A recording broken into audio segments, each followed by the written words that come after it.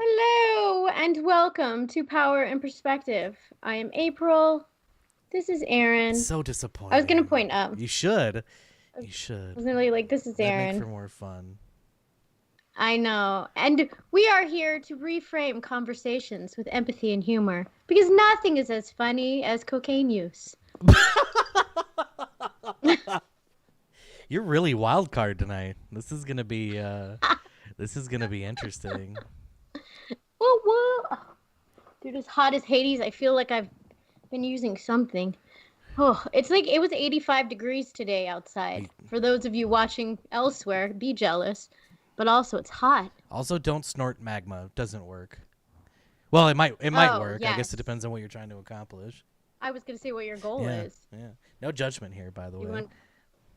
Yeah, we don't judge. That's exactly what the point of this is a non-judgment zone. Yeah, I suppose. Literally the point. Literally the point. So, I don't know. It's going to be complicated about where we start here based on I think we start with legal this issues. fun fact that I just found. Oh, hit me.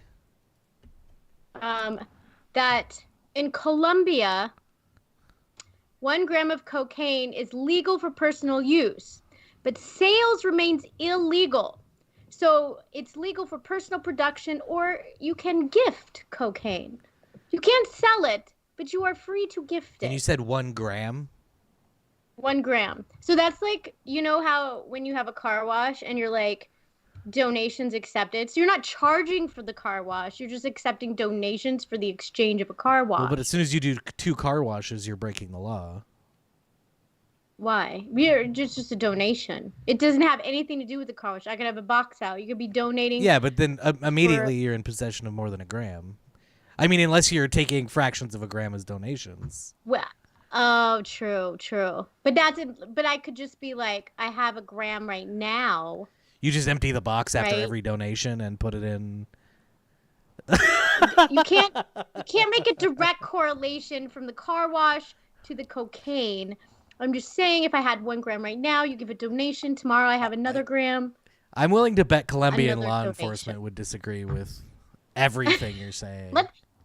Let's test it out. Let's not, because I don't In know a lot Colombia, where we will about die. Central and Southern American prisons, but I haven't heard great things. I do, because I watch TV, and we would both die. Because you have to get people to come feed you, right? And crazy shit like that. I don't mean, it's not the. I don't know. Not what we're. Well, you have to join a gang, first of all. So Yeah. first you have to kill someone. That's what you do right when you get in there. You kill someone right away so they know that you're a powerhouse. But then you're never getting out, right? Like you just You're never getting out you live to anyway, die so or just, you die to live. Is that yeah, accept it as your new reality is what that's you do. that's going on a T-shirt. You live to die or you die to live. Die to live. Yeah. Yeah. And then in small letters in Colombian prison. This is probably super awful for anybody who has any experience, and I hope nobody watching has any experience. What, of Colombian prisons? Yeah, I don't know. You think they have experience of Colombia? Well, I mean, I guess they could. I doubt it. I mean, we live in an interesting world. You can go anywhere and do anything. Yeah. Yeah, it's going on the Power Perspective mug. Thanks, Stephen. Yes. The green mug that nobody can see. So it'll just be green screen, and it'll say "Live to die" or "Die to live." But the green part in Colombian prisons isn't green, so you can't see it. Oh yeah, good plan. So as not to offend. Even if you're looking at the mug physically in your hand, you can't see it. Can't see it. So as not to offend those who actually do live in a Colombian prison, because I would not want to offend them in any way, and in fact, I am now scared for my life. So we should stop talking about it. So drugs. All the drugs. So I guess maybe we should create some groundwork here for our experiences. Oh, sure. Let's talk about the drugs. Just to, I mean, we live in Nevada, where it's legal, and it's not necessarily legal to test for it in most circumstances by employers, right? Okay. So I didn't know that. Yeah, I mean, I have I wouldn't say a long history. I knew people that when they were kids, they were smoking weed. Which was a long time ago, by the way. And when I say kids, I mean middle school and up. I don't know anybody younger than that, but yeah, they were doing it in high school. I think a lot. I think 26 was my age when I first tried weed. Marijuana. Yeah. Mine was 32, and my husband at the time made brownies. It was the worst night ever. Well, I mean, you have a bad history also of mixing alcohol, which is bad news. Yes, I did not know this, but it was terrible. Not worth it. But it's legal out here, and it's legal many places now too. Yeah, and across the world, it seems like it's really coming into a new revolution, I guess. Of I don't know, because I only looked up cocaine across the world. I don't know why that's the only thing that interested me. Well, the only context I have is that I hold marijuana stocks for growers that make deals internationally, and that's their focus is internationally. I'm guessing while they wait for the federal government here to legalize it, and that's pretty much why I hold. But while you wait for them. Yeah. Yeah, because I'm guessing the U.S. population is going to be a big, like, widespread consumer even outside of the state-by-state legalization, because you still have to worry about crossing state borders and everything else at the moment, where things might change once it's federally legal. I guess we'll see. It's going to get interesting in places like the South, where they're very resistant to legalization. Which is interesting. Are they also, when prohibition was abolished, was it abolished state by state, or is that a federal thing? No, that was the 18th Amendment to the Constitution. So it was federal. Yeah. Very federal. They straight up went straight to the Constitution. They like work hardcore back then. Back then, like, we're not making any silly law. We're gonna put this ish in the Constitution. Get drunk. Yeah, there was a lot of. There's so much there, and we'll get to some of it. In our Constitution, basically, one of the amendments is get drunk. You have the freedom to get drunk. No.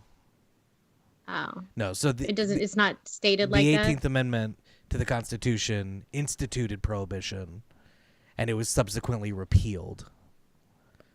Oh. So it doesn't say anything. Oh. This is not as fun as the history I made up in my head.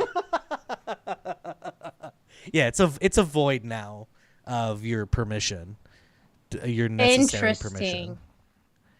Okay.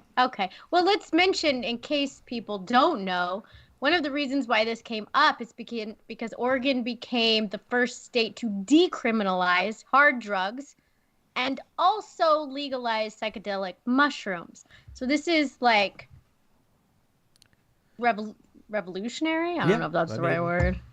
It is really. And I believe you can transport. I don't think there's anything stopping you from transporting from one legal state to another legal state, except maybe by volume.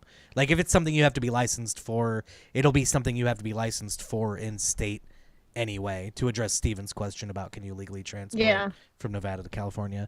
So there's probably a limit to that transport.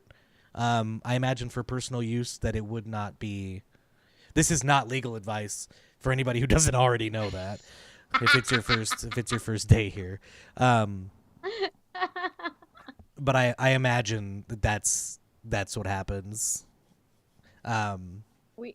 We are not lawyers or doctors. But going back to Oregon, I think something that, so I guess I don't know, you did the research on this one. So what does hard drugs entail? Is this all Schedule 1 substances? Does this include prescription meds? Well, you know how you look up things and you look for like .edu and like those kind of like scholarly articles. Yeah, it sounds like you're more responsible than me. Yeah. Oh. Yeah, my articles. Flip it on its head. No. Okay. Yeah. My articles don't say things like that. They say they decriminalize hard drugs such as cocaine and heroin. Okay. So probably not prescription meds. In that case. Oh, I would assume not. Yeah. That's an interesting point. Why? Because they are used medically. Well, the first place I go when we talk about legalizing mushrooms is the potential psychiatric benefit from mushroom-assisted therapy and things like that. Which is a huge thing nowadays. Like, and it has a lot of studies behind it. Yeah.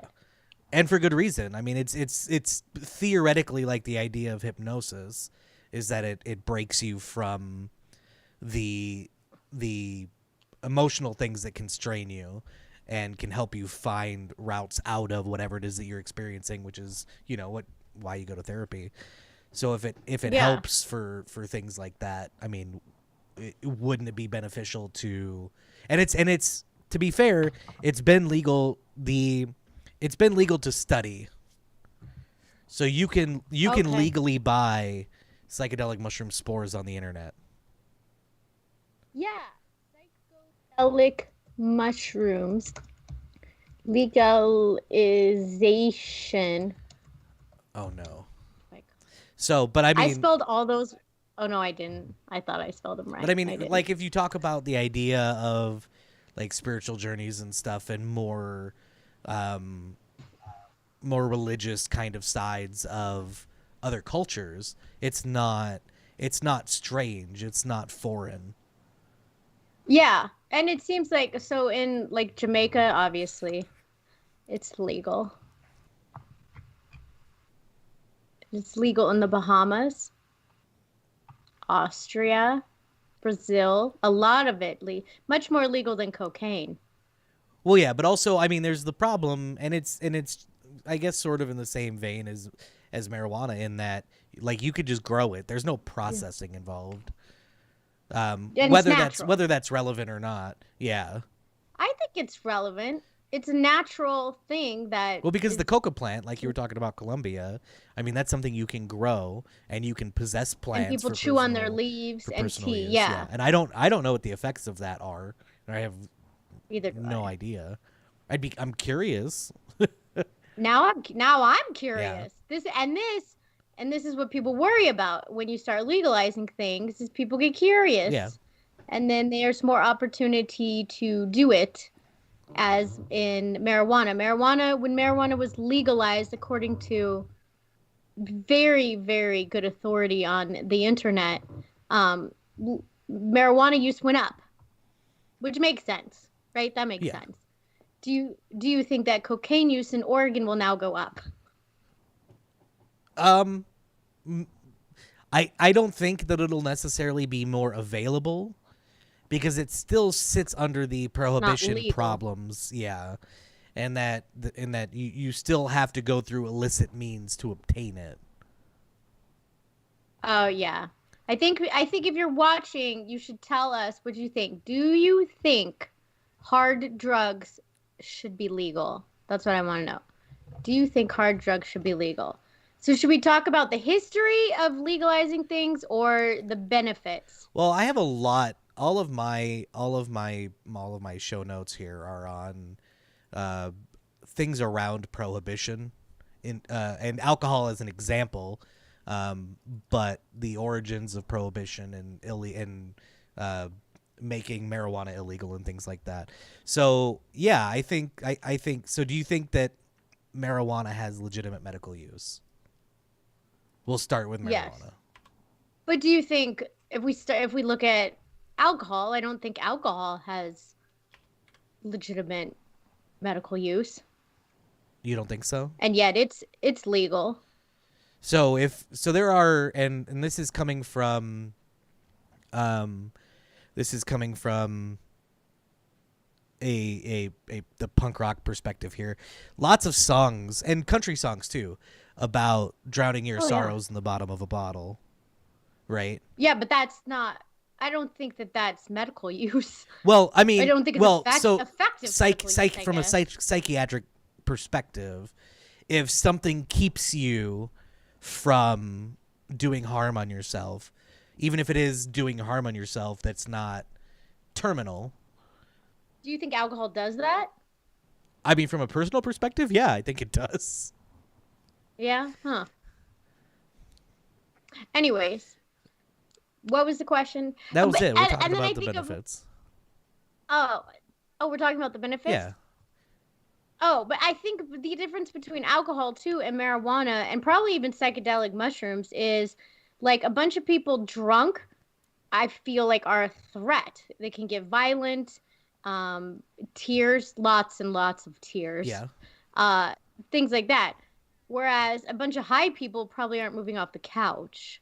Like they're not going out and stealing things. They're not going out and beating up people. Now they may do that to get the drugs, but not when they're on it. Yeah, which is a whole other thing. I mean, you talk about the propaganda spread by things like Reefer Madness, talking about sex parties and rape and all of the other things that they pot. Yeah. And I find it hard to believe that anybody who has any experience with marijuana thinks that things like that will happen. Yeah.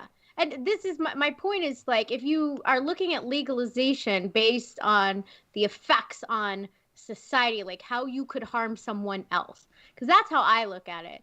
I guess that's a good perspective to share, is when I think about legalizing something, I think not what harm you could do to yourself, but what harm you do to others. So drugs is notorious to have a lot of crime around it and things like that, which is my thought on the legalization. Well, and a lot of that crime could be directly attributed to prohibition. Yeah, well, and so if alcohol is illegal, and I think this is a good basic. If alcohol is illegal, why it makes zero sense for marijuana not to be legal, right? From an intellectual perspective, yes. Yeah, from a political perspective, it changes a lot. Well, because of the lobbies. No, not that. Oh. The perspective, we're conditioned to think a certain way about marijuana. Well, and I think that's I mean, in some regards, I would say that's a legality versus morality thing. Like that just because something is illegal doesn't mean it's immoral. Moral. Yeah. And just because something's legal doesn't mean it's moral. So what I take from what you're saying is that you think alcohol is more harmful than things that are presently illegal. Yes. I think sugar is more harmful. Oh, you heard it here. Don't do sugar. Do drugs. Did you see my ad? Did you see the meme for the ad for this? It's where Homer Simpson is melting a donut down into a thing and then injecting. Oh, jeez. Injecting it. Sugar's a drug, people. It's a harmful drug that kills people all the time. And yet it's legal. Steven's curious if hard drugs include things like fentanyl, and meth. I would say based on just abstraction from what's been said, that meth yes, fentanyl no. Because fentanyl is something that could be prescribed, right? Yeah. Isn't that what but Michael Jackson and Prince died from? No, I don't think so. Oh, I thought it was fentanyl. I thought that sounded familiar. No, I don't. I thought I was gonna sound smart, but I did not. Well, I don't want to like put you off entirely because no, propofol. Oh. Propofol. Shit, where were we? We were talking about drugs. Yes. So you were trying to talk about the benefits. We're talking about now we're here with the where do you draw the line to what's worse, what's more harmful. So where would you put something like meth? Well, I was talking about in general, like, so if somebody is thinking right now, oh my gosh, that should not be legal, that's terrible, blah blah blah blah blah. Think about the things that are legal that are so bad, you know, like, and why are they legal? So then I don't think it becomes, and this is where I've changed my mind in recent years, it then does not become about the thing that we're talking about. It becomes about a bigger issue on who should decide, who gets to decide if I choose to like harm myself. Yeah. And that's what it is. Well, and like the potential consequences of you harming somebody else under the influence. Yeah, but also, and alcohol breaks all that. Like, if you are okay with alcohol being legal, then you clearly don't think that is something that needs to be considered, right? And alcohol is arguably one of the worst. Yeah, except for the ones impact. You see where they can go crazy and like eat people or something. I don't know what that drug is, but I don't know. I see it on TV shows. Well, and that's a reasonable argument because we talk about bath salts as a response to cocaine prohibition. Well, because they're doing it because they can't get cocaine. Is that why they're doing it? That's why there's and bath salts are that's legal, why there's artificial replacements, and if those artificial replacements cause more societal harm, where do you go? Do you just continue down the line of whatever manufactured anything to just make it immediately illegal in perpetuity? Yeah. Like, do we just keep adding things to the list? And I think it goes back to like the right to swing my fist ends where your face begins, right? So what does it matter what I'm doing to myself as long as I don't harm others? So we think about all of the like gangs or gangsters when you think of drug legalization. I think that's what people think. Like, oh my gosh, drugs bring violence. That's what they think but that violence is there because we have these groups fighting over like people to sell it to, and that would go away. Well, I mean, yes, I would say generally it would go away. Most of my perception of meth and heroin is that the crimes involved, we'll go with meth, but also I live in the Southwest, so I don't know what kind of perspective there is there.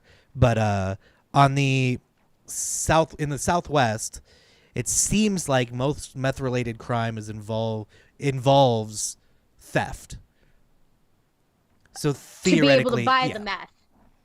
And not necessarily violence. I mean, there may be violence involved, but the primary impetus is obtaining the meth. Getting the drugs. So when marijuana was made legal, what happened to the dealers, the illegal dealers? Oh, they still exist. Do they charge more or less, or do they have to keep up with market value now? I'm pretty sure that on average, they charge about the same. And it is probably comparable to what you're paying plus tax or maybe without tax at the dispensaries. I don't know. That's probably a regional thing. Why would you go there? Why would you go to a dealer versus a? Well, it's the legal versus moral thing. And also supporting small business and whatever else. I mean, no, why would you go to the dealer? Yeah, it's like if you have a guy the dealer's the small business. Yeah. Oh, in this instance, gotcha. your illegal dealer is the small business. I mean, black markets exist for everything. That's true. I mean, if you consider the fact that Babies. God damn it. You can buy a baby. You can buy a baby on the black market. I'm talking about things that you can buy legally as well, which I guess technically. Let's move on real quick here. So when Galaxy's Edge opened at Disneyland, right? The bar had these sporks, these basically meaningless sporks that you ate your food with. People started stealing them. Taco Bell used to have sporks. Yeah, they still do. Mm-hmm. Yeah. Okay. But these were Galaxy's Edge sporks, and people were stealing them and putting them up on eBay. So if you wanted, this is your black market. Yes. So eBay at this point becomes the black market because it's sale of stolen goods, which I mean is not a direct corollary, but work with me here. So instead of the cost of going to Disneyland, and you could just buy it on you can buy it on eBay for this one thing. If that's what you want. Oh, okay. And people did. A lot of people did. That took me a while to connect what the heck you were doing. Also, Disney will sue your ass. I think that's complicated. It's less complicated when you get into copyright stuff, making things. So if I made my own spork in the likeness of their spork... Then and sold it on Etsy. Yeah, that becomes a much more complicated thing. But the fact is that people paid large sums of money for those because economically it was more viable for some people to do that if they wanted one than actually making the trip and doing that. So you're taking a risk. My dealer probably lives with the dealer. Next door versus the dispensary, which may be like a few blocks away. Yeah, but you're also dealing with the morality versus legality issue where if you're not comfortable buying from an illegal source, then you'll go to a dispensary. There's lots of the point is that there's lots of things to consider in that calculation of do you go to a legal outlet or do you go to an illegal outlet? And also if your friend sells weed, do you go to your friend or do you go to a dispensary? Especially if you know it's part of their income. Steven says, Al Capone quote, "It's a small family business." Yeah. Well, and there's so I guess he leads us here now to the idea of organized crime around prohibition, right? Because that's part of my argument is the black market. There will always be a black market for anything. And the more black market there will be, the less legal it is. Obviously we've established that we can't get rid of the black market no matter what. But we'll jump into this. Let's see. I'm trying to get where I got this quote from. Damn it. It was an article I read about Abadinsky, who was involved in organized crime during Prohibition. He said the key to running a successful bootlegging operation was a paramilitary organization. At first, street gangs didn't know a thing about business, but they knew how to handle a gun and how to intimidate the competition. They could protect illegal breweries and rum-running operations from rival gangs, provide securities for speakeasies, and pay off nosy cops or politicians. It wasn't long before the mobsters were raking in absurd amounts of money, and it was bosses and cops who were taking orders. As the money was pouring in, these formerly small-time street thugs had to get smart. They had to hire lawyers, accountants, launder the money. They had to start thinking about business, and it became a business venture and not just about what they were doing. It just became a business. Just like if you're a salesperson, it doesn't matter what you're selling, right? If you're a good salesperson, you sell. Yeah. So they had to get into business, and that's theoretically the origin of a lot of power that organized crime was able to consolidate during that time. And that leads to my new theory about legalizing things, although I'm sure I could change it many times in the next 10 minutes. But, like, if it isn't hurting anyone else, it should be legal. Now, whatever is caused by that, so if there was crime or something because of it, obviously that's illegal. All that stuff is all still illegal, harming of other people. But the reason why you did it is not illegal. Like I could, like you said, theft. It was one of the biggest things around meth, right? I could steal because I'm hungry too. I could steal for food. I could steal. You know Which what I mean? Which we'll cover in the poverty episode at some point. What? We'll cover in the poverty episode more thoroughly at some point. Yes, that's coming because then I'll get all ranty. But yeah, so the thing itself, like what I was gonna say, how much it's not how much responsibility the government has to protect me, but like how much should they be allowed to restrict in the name of my protection? Yeah, to what extent are you willing to go? To what extent are you willing to punish someone for personal use of marijuana? In this instance, just as an example, if you imprison someone for personal use of marijuana, who benefits from that ultimately? There's a lot of, and nobody. And not only do people not benefit, then we have to take care of this person in prison. Yep. Then this person in prison probably has a family that is now not being supported, who could now be receiving government assistance because of said incarceration. And possibly engage in more crime. Yeah, which could possibly cause more crime. Absolutely. Yeah. So like you said, what does that benefit? It benefits nobody except for the system. Yeah. And the system who makes there's money. There's historically been, I mean, widespread propaganda about just about every aspect of consumption of anything that leads to all of this. It's not people, and we live in a world where fortunately we have all of the tools at our disposal to dispel wild propaganda like Reefer Madness, like the film Reefer Madness, which anybody should watch that. It's ridiculous. But watch the musical version. It's wonderful.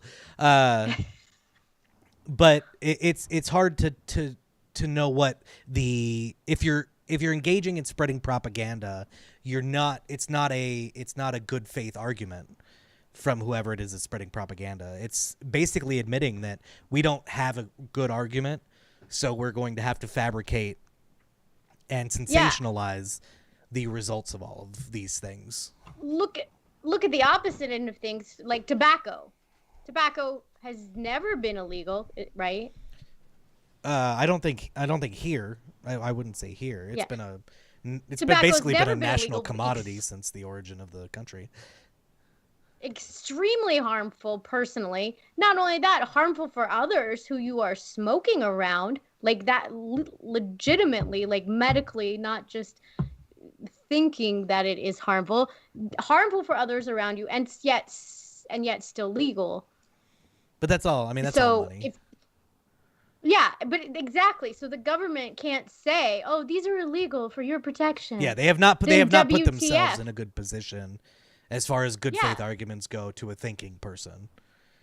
No, so even if we do decide that methamphetamines are socially harmful enough, who can we actually trust in a position of power to give valuable information on the effects of it?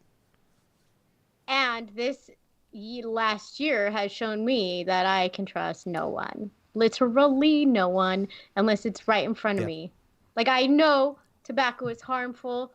I know secondhand smoke is harmful because I've witnessed these things. You know what I mean? So until then, I heard that if you do 5 marijuanas, it turns all colors to orange.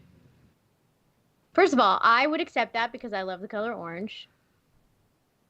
I don't understand the rest of that statement, but so I just wanted to respond to the color orange. How harmful, or let's get into the subject of addiction and how harmful addiction is and whose responsibility addiction is and everything else here. Now you're changing my mind again. That is a good point. But cigarettes are addictive. I mean, like, so my thing is, if this is your argument, it can't be your argument. I get it. Like, because cocaine is, I guess, arguably more addictive than marijuana, right? Can we agree with that statement? Yeah. Definitely not from personal experience. in the past, but cocaine is more addictive than marijuana. So when people, if it's legalized, if trends would continue, cocaine use would go up because curious people would feel more okay with using it, right? Therefore, addiction could go up. Therefore, it could cost the country and people, taxpayers, more money because of this addiction. So I could see that argument. But cigarettes are addictive as well. So where does the fundamental harm come from addiction? When we talk about addiction and the effects of addiction, who does it harm? Who does addiction harm? Well, besides the person, the family. Well, there's no besides. I mean, that's what we're talking about. I mean, you have the personal health issues, right? Associated with potential addiction to just about anything. I mean, if you want to stick with sugar. That's fine. Yeah. Statistical inevitabilities. I feel like mental health challenges and addiction are the deeper issues, and legalization is a wet Band-Aid to unsuccessfully try to stop it. That's a very complicated statement for me. I think that's a good point.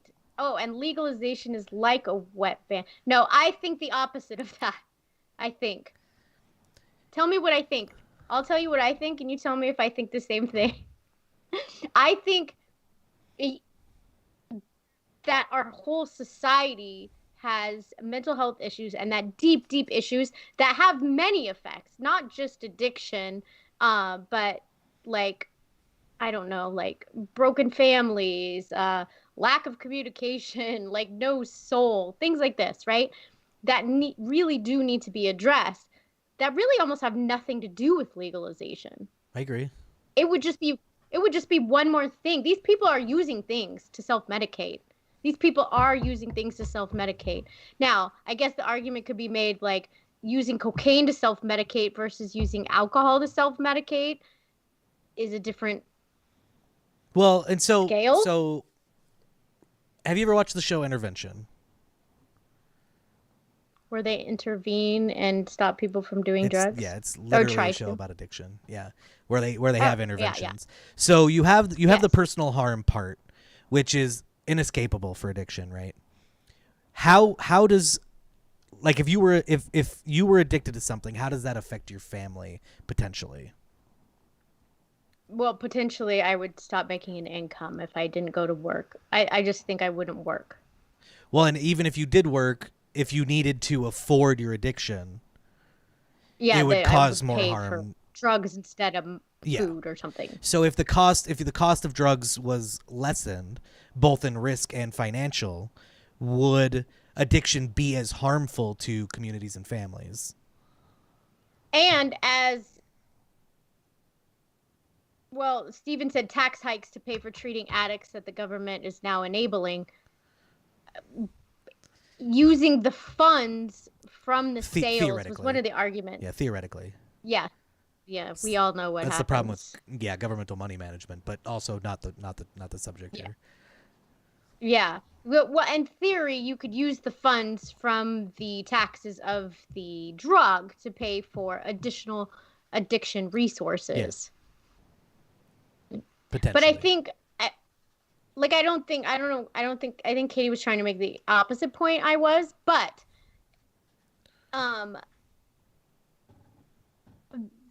why are so many of people getting addicted? You know what I mean? Yeah. Well, and so let's. I like to talk about, when we talk about the subject of gateway drugs, right? That for the longest time the argument was that marijuana is a gateway drug.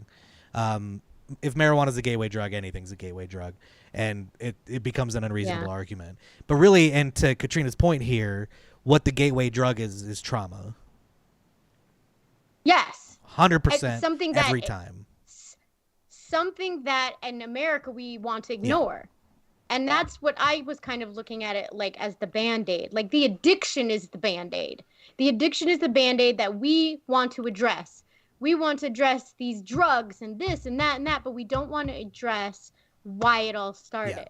We don't want to address the trauma of in families that it's a harder thing to address than addiction. Yes.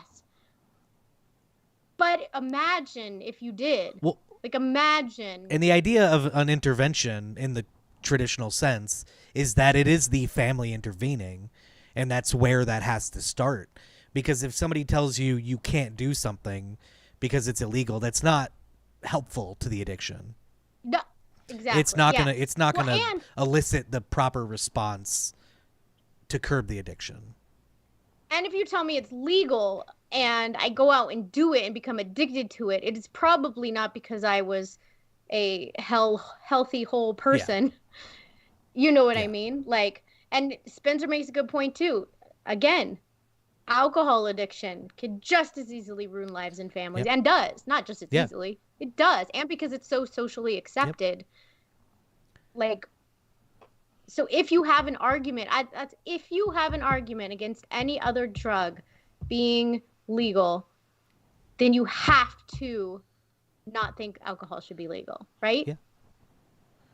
But I don't know. Can you do, like, I can have one glass of wine. Can I have like one? Well, this is why I don't think the government can make these arguments in good faith.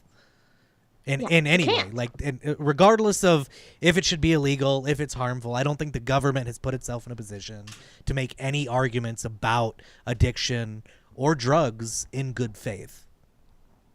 True. That's true. And which is sad, which leads to the whole, like, our government needs to take a crashing nosedive and explode into a bazillion pieces so we can start over again with something whole and true. Got to settle down.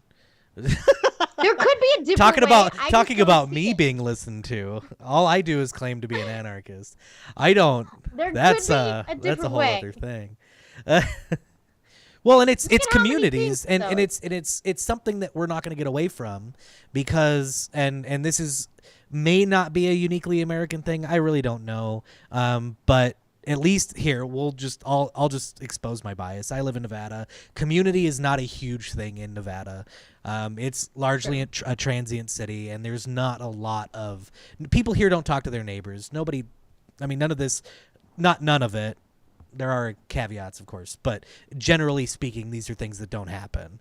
That you may talk to your immediate neighbors. You're not having block parties. You're not engaging with your communities. In general. Yeah, at the level that you may in other places. And that may be an increasing trend. And if that is an increasing trend, that means fewer and fewer people will have the emotional investment of others to curb these addictions. Yeah. If that's the case, which is addiction is fundamentally what we should be focusing on, right? I think is well, yeah, the addiction, but the addiction is not the problem. The addiction is the result of the problem. Well, yeah, word. But I mean, the use is even further separated from the cause. Yeah, and that's what we focus on now is the use, and not even the addiction. And I think. Yeah, and I think what she was trying to say is, like, adding the legal part of it puts another layer of not addressing the problem. I don't think it does, just because everything's so easy to get.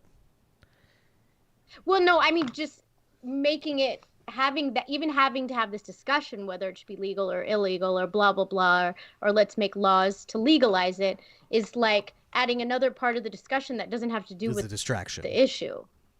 Yeah. Well, I mean, if there's anything they're pro at, our wonderful government, it's distraction. Yeah. I'm going to move to Colombia where I can gift people That's going to be her whole thing. You're going to have to get independently wealthy. And they're going to be like, why are you moving here? And I'm going to be like, so I can gift people cocaine. Precisely 1 gram of cocaine to all strangers I meet.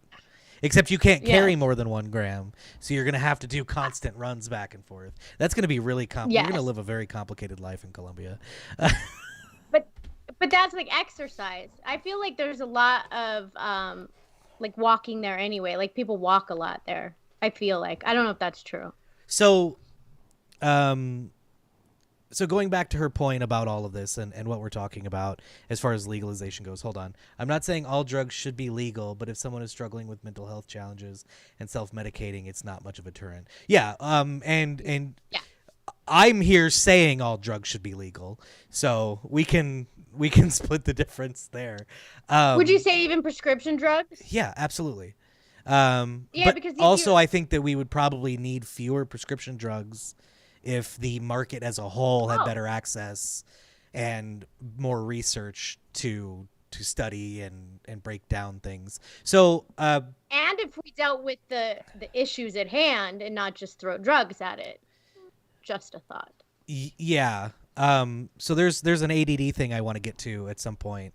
But when you talk about legalization and the pros of legalization, even for addicts, there is the iron law of prohibition, which was coined by Richard Cowan in 1986, talking about alcohol prohibition, but it goes further. It pertains. So the potency of prohibited substances, as he put it, the harder the enforcement, the harder the drugs.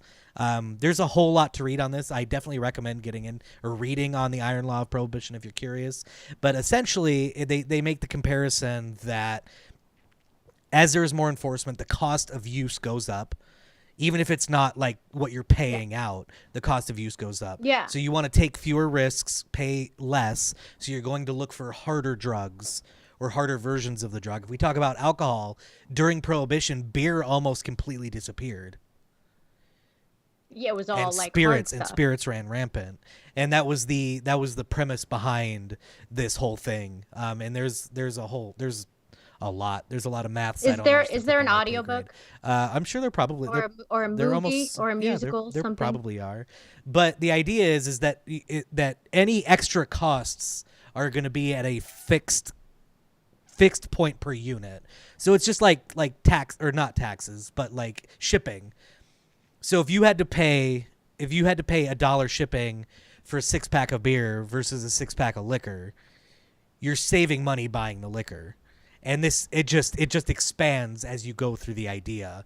And on top of that, you talk about regulation and the unsafeness of those higher efficacy drugs. Because if you're buying marijuana that is higher efficacy, it could be that it's laced with something. Yeah. As well. So I think legalization helps with that. It's complicated because I think industries should regulate themselves, and the government isn't qualified to do any of this.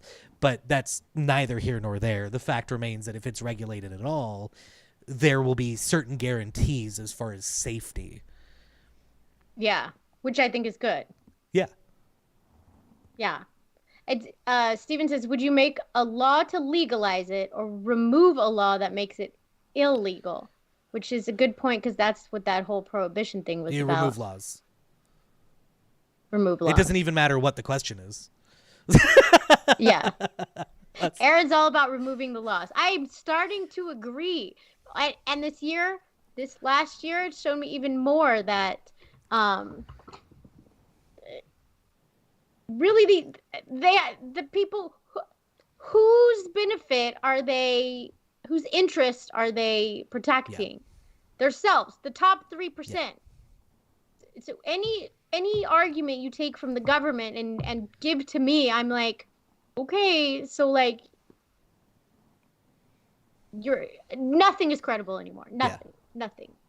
No, and it's impossible. And when you talk about the idea that the federal government during Prohibition was literally poisoning industrial grade alcohol as a deterrent, which means that if you used industrial grade alcohol to cut and sell, that you were poisoning people very directly, because you knew that's what happened. They were killing people.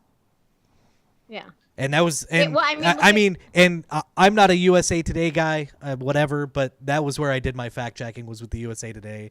They decided it's true, so that's good enough for me for now, because it's not now, and I don't care past that. That works for me. Just for the sake of having covered it.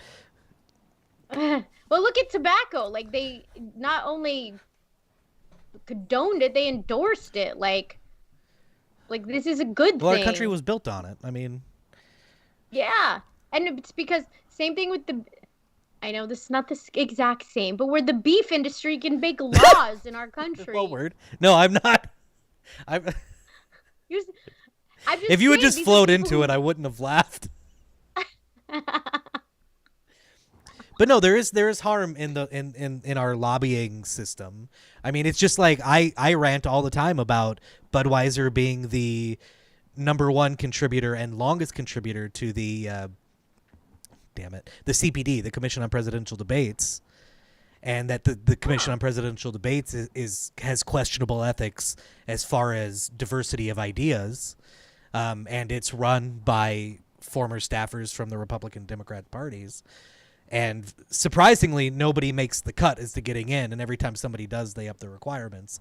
Draw your own conclusions. But it's the same. It's the same thing. Like, that's the alcohol industry having direct effect.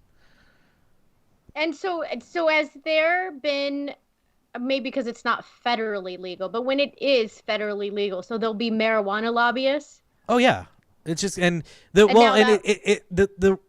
it's arguable that one of the reasons that it's not legal is because it's seen as an alternative to tobacco. And if you have a tobacco lobby or a nicotine lobby, I guess, no, we'll just go with tobacco lobby due to the problems with vaping, legal problems with vaping. But that creates an issue. It also creates an issue with the alcohol lobby because it's also an alternative to alcohol at that point. So yes. There's probably a lot of stress over this topic in DC, I'd imagine. And the stress is about the money. Yeah, just about the people who have the power. Yeah. The money of the people who have the power. And let's be very clear on who has the power. It's not the people. Yeah. Yep. It's the people with the money. Yeah. That's who it is. The people with the money. I'm rewriting whatever that for the people, blah, blah. No, for the people with the money. That's what it is. Yeah. And this is coming. I just want to be very clear. I was hardcore patriot, go America, as little as a year ago. Yeah. I don't know what happened. This is what happened in quarantine. I started watching like documentaries and the news and shit, and this is what happens. It makes you anti-government. Information makes you an anarchist. That's how it works. Yes. Not anti-America, just anti-government. Yeah, that's what anarchism is. Yeah, that's what anarchism is. It's like we talked about. It was like Noam Chomsky said that in his idea that anarchism is exercising our duty to question the government. Oh, okay. As we should. Yeah. Government and religion and anything else that. Well, that's theoretically like atheism. That's yeah. Anarchism is just governance. But atheism doesn't. Just because I question religion doesn't make me an atheist. Atheism is what gives us permission to question. Is that what you're saying? No, I'm saying that it's not, that atheism is to religion as well. I guess I'm saying that in some way, but it's not in a meaningful way as far as not a direct the statement I'm making. I'm saying anarchism is related directly to governance, as atheism is related to religion. Yeah.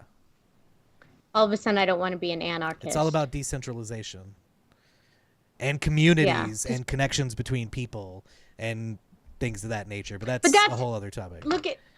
But that's how it all started. It all started like that. And then those communities got together and those communities got together. And all of a sudden, now we have this big, giant government full of divided people.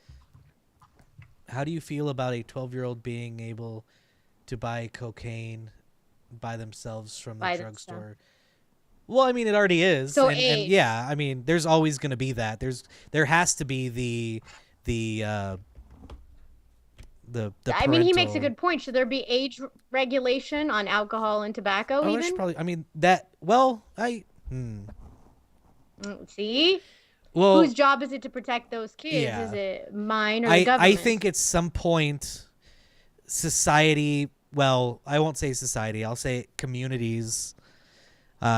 Have a vested interest in protecting youth, because then we could talk about marriage, and this could, I mean, I'm not a slippery slope guy, but I mean, that's literally what we're talking about is stewardship. When we talk about stewardship of youth, that gets out of hand very rapidly. So I would say that we have a duty to protect children. Yeah.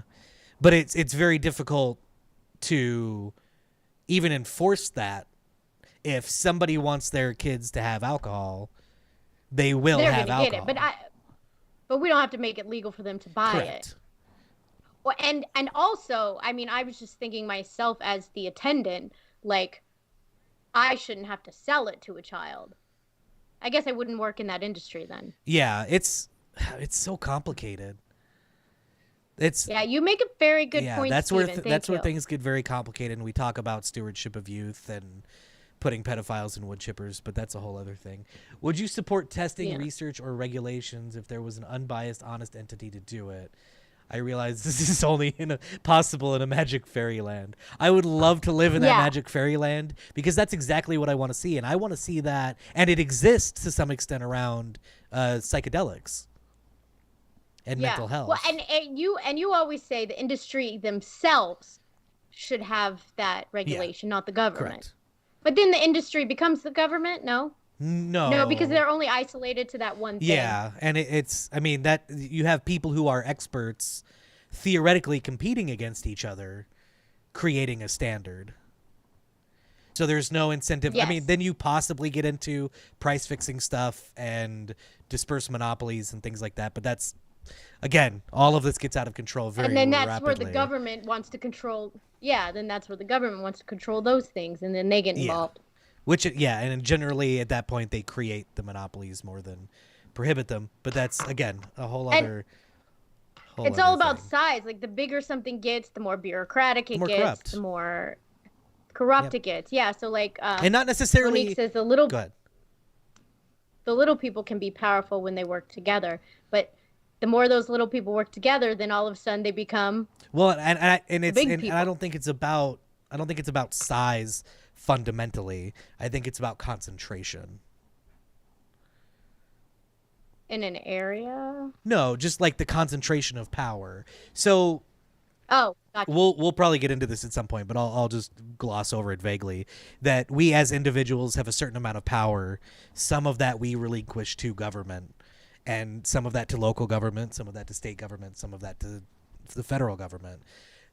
As a result of this process of us all relinquishing power, we have power concentrated federally very heavily, which is the furthest away from us. So our concentration of power is furthest away from our direct interests, regardless of what they may be. So that's what I mean when I say concentration. Got it. I'm glad you explained, because I did not get it. I shook my head, but I didn't get it. But yes, I would absolutely be for. I mean, I always want more research. I want more studies done. And I honestly, I would love to be proved wrong on a lot of things. I would love to find out that there's, well, not love to find out, but if somebody would tell me that that crime around meth use was more actual violent crime and not based around theft, I'd love to find that out. I don't throw away information. And the problem is that, first of all, you can find statistics to prove anything. You can find a research study that proves anything, both sides, which is a problem, first of all. And second of all, like when I was looking up statistics on after marijuana was legalized, like, it's like, what was one of the things it said? 10 to 30%? The incidents, ER visits in Colorado. ER visits of marijuana usage went up threefold. Well, first of all, what could you possibly go to the ER about taking marijuana? And Aaron and I's first answer was paranoia. Like, you're paranoid that you're dying, right? So they probably didn't really need to go to the ER, but because they were taking something legal, they felt more comfortable. Whereas normally these people would be illegal users at home thinking they're going to die until the next morning comes and they realize they are not. Yeah, I mean, to your point, it's just like if we were to legalize sex work in a meaningful way, you're going to see a huge instant. Like, it's going to seem like prostitution springs up out of nowhere. Yeah. When really it's been happening all along, but now people are reporting crimes and abuses and assault where previously they couldn't. They couldn't. Yeah. So there's going to be it's going to come up that way almost no matter what. When you bring things out of the darkness, there's more light. You will get more information and all of this. That was deep. Yeah. That was deep, Aaron. That should be on a shirt. 1 in 10 it happens. When you bring things out of darkness, there is more light. Deep.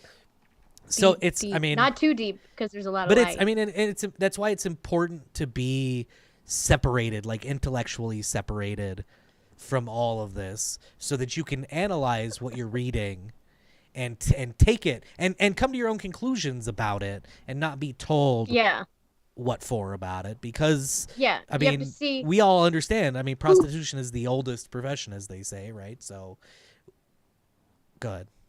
And just on a prostitution note, somebody said something a little while ago that actually changed my views of prostitution. Back in the day, well, not of current prostitution, but the idea of it in general. So a bazillion years ago, as a woman, you could do two things. Three things. You could get married, right? And live under the rule of your husband in a life that is directed for you, everything like that. You could become a courtesan. Is that what they're called? Yeah, I think you're good there. Is that the fancy fancy I think you're word? good there, yeah. Yeah. You could become a courtesan and basically have freedom. You look at it like, I always looked at it like, oh, what a terrible life and blah. But they were the free ones. They were the ones that had freedom to own land. They had their own money. You know what I mean? They were the free ones. Just a thought. Well, and if you look at the idea of dowries, I mean, prostitution has been legal in some form or another. Not that I'm calling wives hookers. That's not what I'm doing here, but you have to understand where I'm coming from. Yeah. If you're providing payment for my daughter, yeah. I see that. I mean, it's not. It's and here's Steven with the lightheartedness. I know. How do you feel about a 12-year-old being able to buy a hooker by themselves from the hooker store? I feel the same way as buying whatever you said before, is that we need to protect our youth. Yeah, there's probably some, and I will admit that I personally choose not to proselytize on that topic, because I think there is a stewardship responsibility, but I have no idea how the shit that should work. In fact, here, I'll ask my kids. I'll be right back. They're standing right here behind me. Kids. I wouldn't even ask my kids. Would you like to be allowed to buy a hooker at the hooker store? I can already tell you they both would say That's when no. you get, there's a hooker store?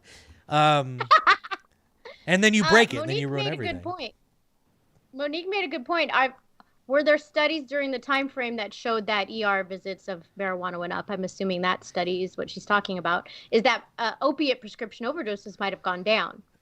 I mean, all I would have is speculation, because it's a very good point that I didn't think about. I did most of my stuff on most of my pre-show on Prohibition. I would speculate, yes, but I'd also be happy to accept data to the contrary. But also, if you read the point is too, if you read one study, like more research and more studies does not always make you more educated. Correct. Yeah. You have to think about it. Like there's a very, and one of the whole points of the show is that there's a very, very personal part to all of this, because you have to understand the community you're in and your family and the people directly around you that you choose to have around you when you're thinking about all these things. You know what I mean? Because if I lived in a community with no children, my thoughts would probably be, yeah, sure, let a 12-year-old buy a hooker from the hooker store. Who cares? Because you don't have that. If you don't have that reliance on the next generation, and that's not what your community was built around. So there's a very personal aspect to all of the stuff that we talk about. And just like if you hate cats and cats knocking down things on your desk. I know, I don't know what just happened. Somebody went crazy back here. But yeah, or if your like whole family has addiction issues. Yeah. And absolutely. Like you've seen a lot of them die or imprisoned because of cocaine, you probably would have a different view on making cocaine legal. Yeah. But it's also why, like, when we talk about this and we talk about the idea that the government doesn't have a good faith argument to make, that's what we want to talk about. Is everybody should be talking about this. You can disagree with people, and if your argument is in good faith, if your goals are pure and true, that we can disagree and it's okay. Because we all theoretically want the same exact thing.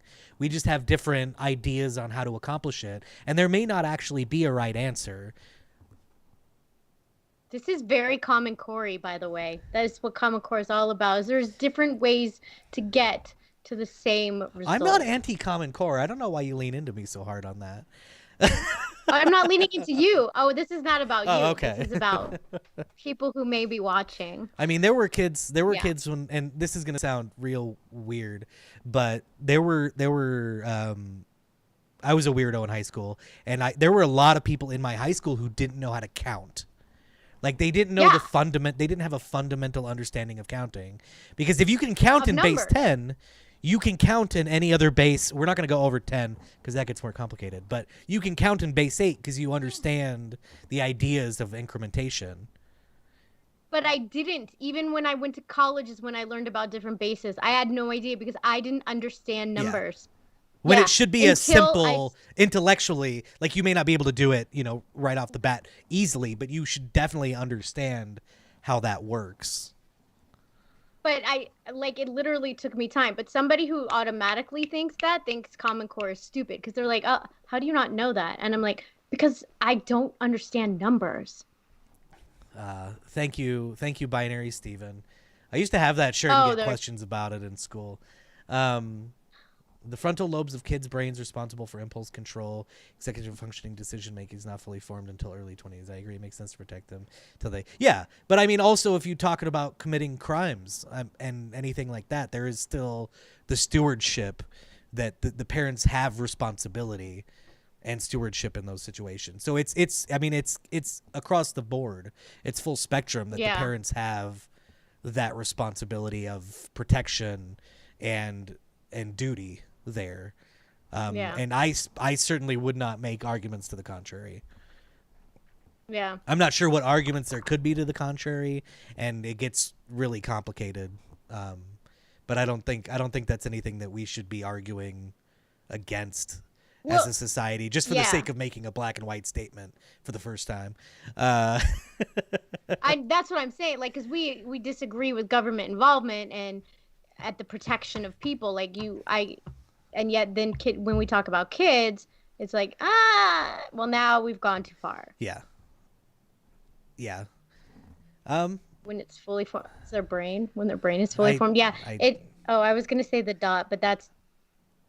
I think he's trying to start another discussion that I know. Not gonna have. It's not. Time is up, Steven. But if you could have something placed in your brain and it turns green, like a turkey. That turkey popper thing. When your brain is fully formed, it turns a different color. Never in 1 million years, never in 1 million years would I guess that would be things that came out of your mouth. 1 million years. That's well, I mean, science is going to complicate everything over time, which is good. But it will do that. Here we are. I think we all agree. Phooey on the government. Again. Hopefully. I can say that because we live in America, not China. Yeah, and I'm here to make everybody libertarians in some way or another. So that's my whole goal in life. Obviously not by force. And I'm here to heal people. We have the same agenda. To heal your soul. Is that how you heal your soul? You become a libertarian? Yeah, you connect with your community and do everything on a smaller scale. You exist on a smaller scale. You're less separated from yourself. That's way too deep. I know. I'm still processing. It'll be a while. I'll get you next time. So I don't know. What are we doing for next week? What do you want to do? Guys, I am trying to get some guests. People are scared to come on with us. Can you believe that? I was really upset that we couldn't get the pharmaceutical industry representative to come on and talk about FDA testing.